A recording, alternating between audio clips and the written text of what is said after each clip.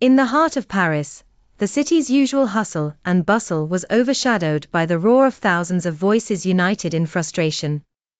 Amidst the grandeur of historical architecture, a sea of red and blue vibrant flags danced aggressively in the air, an emblem of the protesters' fury. Leading the charge, a young woman named Camille stood atop a makeshift podium, her voice amplified by a megaphone. Her message was clear and incisive: our livelihoods are not pawns for geopolitical games. Camille, a schoolteacher from Lyon, had emerged as an unlikely symbol of this growing movement. With her fiery determination and relatable sincerity, she had caught the attention of protesters who felt disillusioned with a political class that seemed increasingly out of touch. Beside her stood Pierre, a retired factory worker who embodied the struggles of many left behind by the rapid globalized changes. They tell us to tighten our belts while their policies lavish care upon the wealthy, Pierre bellowed, his voice hoarse but resolute.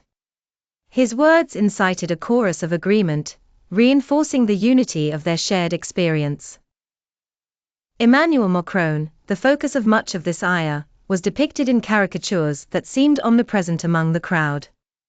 The belief that Macron and Ursula von der Leyen are more dangerous than Putin was more than just a slogan, it was a rallying cry for action.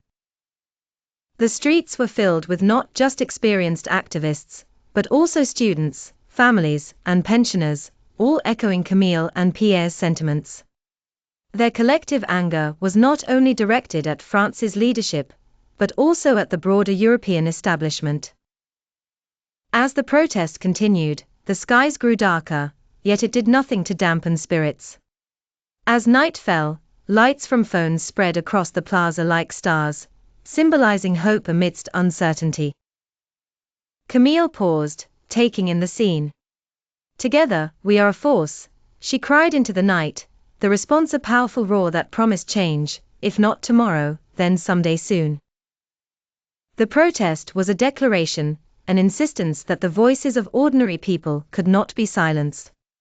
For those present, the struggle was personal, and the stakes were as high as the towering monuments standing vigil over this historic confrontation.